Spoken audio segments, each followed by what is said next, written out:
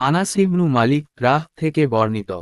তিনি বলেন, তিনজনের একটি দল নবী সাল্লাল্লাহু আলাইহি ওয়াসাল্লাম এর ইবাদত সম্পর্কে জিজ্ঞেস করার জন্য নবী সাল্লাল্লাহু আলাইহি ওয়াসাল্লাম এর স্ত্রীদের বাড়িতে আসল। যখন তাদেরকে এ সম্পর্কে জানানো হলো, তখন তারা ইবাদাতের পরিমাণ কম মনে করল এবং বলল, নবী সাল্লাল্লাহু আলাইহি ওয়াসাল্লাম এর সঙ্গে আমাদের তুলনা হতে পারে না, কারণ তার আগের ও পরের সকল গুনাহ ক্ষমা করে দেয়া হয়েছে। এমন সময় তাদের মধ্য হতে একজন বলল, আমি সারা জীবন রাতভর সালাত আদায় করতে থাকব। অপর একজন বলল, আমি সব সময় সওম পালন করব এবং কখনো বাদ দিব না। অপরজন বলল, আমি নারী সংসর্গ ত্যাগ করব, কখনো বিয়ে করব না। এরপর রাসূলুল্লাহ সাল্লাল্লাহু আলাইহি ওয়াসাল্লাম তাদের নিকট এলেন এবং বললেন, তোমরা কি ওই সব লোক যারা এমন এমন কথাবার্তা বলেছ? আল্লাহর কসম, আমি আল্লাহকে তোমাদের চেয়ে বেশি ভয় করি এবং তোমাদের চেয়ে তার প্রতি বেশি অনুগত, অথচ আমি সওম পালন করি, আবার তা থেকে বিরত থাকি। সালাত আদায় করি এবং নিদ্রা যাই ও মেয়েদেরকে বিয়েও করি। সুতরাং যারা আমার সুন্নাতের প্রতি বিরাগ পোষণ করবে, তারা আমার দলভুক্ত নয়। 2 মুসলিম 16-1 1401 আহমাদ 13534। যে কোন ইবাদাতের ক্ষেত্রে ইবাদাতের সময়, পরিমাণ, স্থান, অবস্থা ইত্যাদির দিকে খেয়াল রাখতে হবে। আবেগধারিত হয়ে ফারের মধ্যে যেমন কম বেশি করা যাবে না, তেমনি সুন্নাতের ক্ষেত্রেও রাসূলুল্লাহ সাল্লাল্লাহু আলাইহি ওয়াসাল্লাম এর নির্দেশ বা তার আমালের পরিবর্তন করা যাবে না।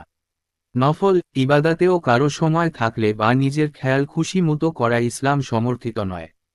ইসলামে সালাত, সওমের পাশাপাশি ঘুমানো, বিয়ে করা, বাণিজ্য করা ইত্যাদিও ইবাদাতের মধ্যে গণ্য যদি তা সওয়াবের আশায় এবং সঠিক নিয়মানুসারে পালন করা হয়। কিন্তু যদি কেউ সার্বিক দিক থেকে সমর্থ হওয়া সত্ত্বেও রসুলের সুন্নাতের প্রতি অনীহা ও অবিশ্বাসের কারণে বিয়ে পরিত্যাগ করে, তাহলে সে রসুল সাল্লাল্লাহু আলাইহি ওয়াসাল্লাম এর তরিকা থেকে বিচ্ছিন্ন হয়ে যাবে। 2 আল্লাহ তাআলা মানুষকে যে প্রকৃতি, বৈশিষ্ট্য ও চাহিদা দিয়ে সৃষ্টি করেছেন সেগুলাকে উপেক্ষা করে আল্লাহর প্রিয়পাত্র হওয়া তো দূরের কথা, মানুষের স্তরেই থাকতে পারবে না। মানুষ অতিরিক্ত খাদ্য খেলে বা একেবারেই খাদ্য পরিত্যাগ করলে তার বেঁচে থাকা নিয়েই আশঙ্কা দেখা দিবে। একাধারে সওম পালন করলেও একই অবস্থা দেখা দিবে। তাই আল্লাহর রসুল আমাদেরকে এমন শিক্ষা দিয়েছেন যাতে আমরা মানুষ হিসেবে স্বাভাবিক জীবন যাপন করেও আল্লাহর সন্তুষ্টি অর্জন করতে পারি। জীবনের যে কোন ক্ষেত্রে অস্বাভাবিক পন্থা অবলম্বন করলে দুর্ভোগ ও বিপর্যয় আসবে। খ্রিস্টান পাদ্রীদের অনুসৃত বৈরাগ্যবাদ ও দাম্পত্য জীবনের প্রতি লোক দেখানো অনীহা তাদের অনেককেই যৌনাচারের ক্ষেত্রে পশুর স্তরে নামিয়ে দিয়েছে। ইসলামে নারী পুরুষের মধ্যে সম্পর্ক স্থাপনের একমাত্র বৈধ পন্থা হল বিবাহ।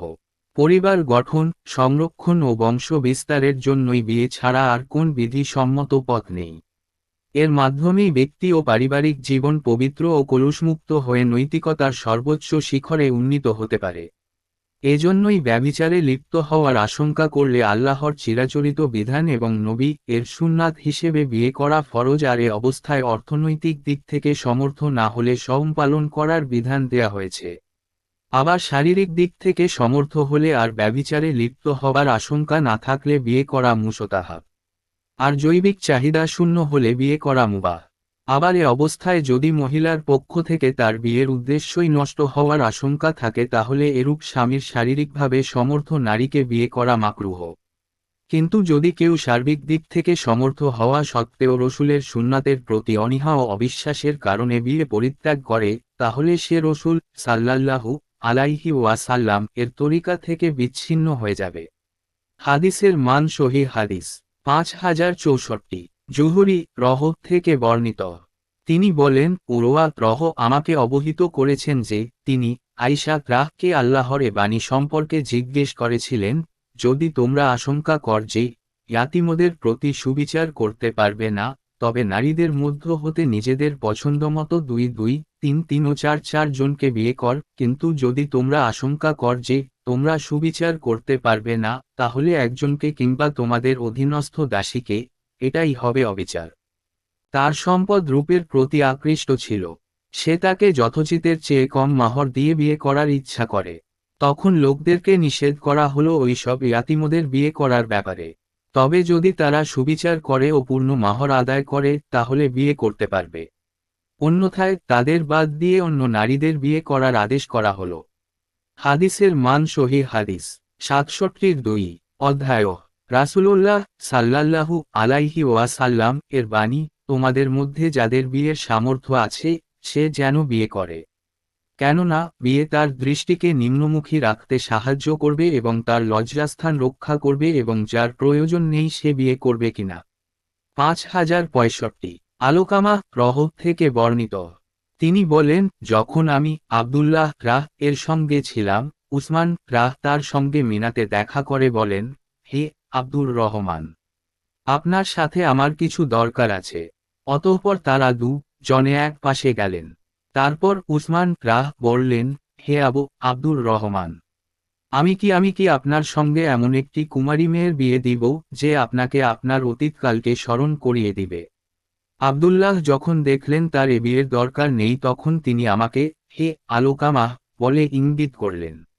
আমি তার কাছে গিয়ে শুনলাম, আপনি আমাকে এ কথা বলছেন, এ ব্যাপারে রাসূলুল্লাহ সাল্লাল্লাহু আলাইহি ওয়াসাল্লাম আমাদেরকে বলেছেন, হে যুবকের দল, তোমাদের মধ্যে যে বিয়ের সামর্থ্য রাখে সে যেন বিয়ে করে, এবং যে বিয়ের সামর্থ্য রাখে না সে যেন সাওম পালন করে। কেননা সাওম যৌন ক্ষমতাকে দমন করে।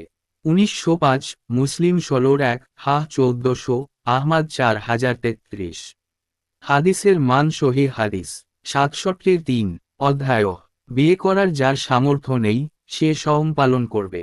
5066 আব্দুল্লাহ ইবনু মাসউদ রাহ থেকে বর্ণিত। নবী সাল্লাল্লাহু আলাইহি ওয়াসাল্লাম এর সঙ্গে আমরা কতক যুবক ছিলাম, আর আমাদের কোন কিছু ছিল না। এই হালতে আমাদেরকে রাসূলুল্লাহ সাল্লাল্লাহু আলাইহি ওয়াসাল্লাম বলেন, হে যুবক সম্প্রদায় 3, তোমাদের মধ্যে যারা বিয়ে করার সামর্থ্য রাখে তারা যেন বিয়ে করে। কেননা বিয়ে তার দৃষ্টিকে সংযত রাখে এবং লজ্জাস্থান হেফাজত করে, এবং যার বিয়ে করার সামর্থ্য নেই সে যেন সাওম পালন করে। কেননা সাওম তার যৌনতাকে দমন করবে। 3 হাদিসে যুব সম্প্রদায় কাদের বলা হয়েছে এই সম্পর্কে ইমাম নাবাবী লিখেছেন, আমাদের লোকদের মতে যুবক যুবতী বলতে তাদেরকে বোঝানো হয়েছে যারা বালেগ পূর্ণ বয়স্ক হয়েছে এবং 30 বছর বয়স পার হয়ে যায়নি। আর এই যুবক যুবতীদের বিয়ের জন্য রাসূল সাল্লাল্লাহু আলাইহি ওয়াসাল্লাম তাকিদ করলেন কেন, তার কারণ সম্পর্কে আল্লামা বদরুদ্দিন আইনি তার বিশ্ববিখ্যাত বুখারীর ভাষ্যগ্রন্থ উমদাতুল কারী গ্রন্থে লিখেছেন। হাদিসে কেবলমাত্র যুবক যুবতীদের বিয়ে করতে বলার কারণ এই যে, বুড়োদের অপেক্ষা এ বয়সের লোকদের মধ্যেই বিয়ে করার প্রবণতা ও দাবি অনেক বেশি বর্তমান দেখা যায়। যুবক যুবতীদের বিয়ে যৌন সম্ভোগের পক্ষে খুবই স্বাদপূর্ণ হয়, মুখের গন্ধ খুবই মিষ্টি হয়, দাম্পত্য জীবনযাপন খুবই সুখকর হয়, পারস্পরিক কথাবার্তা খুবই আনন্দদায়ক হয়, দেখতে খুবই সৌন্দর্যমণ্ডিত হয়, স্পর্শ খুব আরামদায়ক হয়, এবং স্বামী বা স্ত্রী তার জুড়ির চরিত্রে এমন কতগুলো গুণ সৃষ্টি করতে পারে যা খুবই পছন্দনীয় হয়। আর এ বয়সের দাম্পত্য ব্যাপার প্রায়ই গোপন রাখা ভালো লাগে। যুবক বয়স যেহেতু যৌন সম্ভোগের জন্য মানুষকে উন্মুখ করে দেয়, এ কারণে তার দৃষ্টি যে কোন মেয়ের দিকে আকৃষ্ট হতে পারে এবং সে যৌন উচ্ছৃঙ্খলতায় পড়ে যেতে পারে। এজন্য রাসূল সাল্লাল্লাহু আলাইহি ওয়াসাল্লাম এ বয়সের ছেলেমেয়েকে বিয়ে করতে তাকিদ করেছেন এবং বলেছেন বিয়ে করলে চোখ যৌন সুখের সন্ধানে যত্রতত্র ঘুরে বেড়াবে না এবং বাহ্যত তার কোন ব্যভিচারে লিপ্ত হওয়ার আশঙ্কা থাকবে না। এ কারণে রাসূল সাল্লাল্লাহু আলাইহি ওয়াসাল্লাম যদিও কথা শুরু করেছেন যুবক মাত্রকেই সম্বোধন করে, কিন্তু শেষ পর্যন্ত বিয়ের এই তাকিদকে নির্দিষ্ট করেছেন কেবল এমন সব যুবক যুবতীদের জন্য যাদের বিয়ের সামর্থ্য আছে। আর যারা বিয়ের ব্যয় বহনের সঙ্গতি রাখে না তারা সাওম পালন করবে। সাওম পালন তাদের যৌন উত্তেজনা দমন করবে, কারণ পানাহারের মাত্রা কম হলে যৌন চাহিদা প্রদমিত হয়। হাদিসের মান সহিহ হাদিস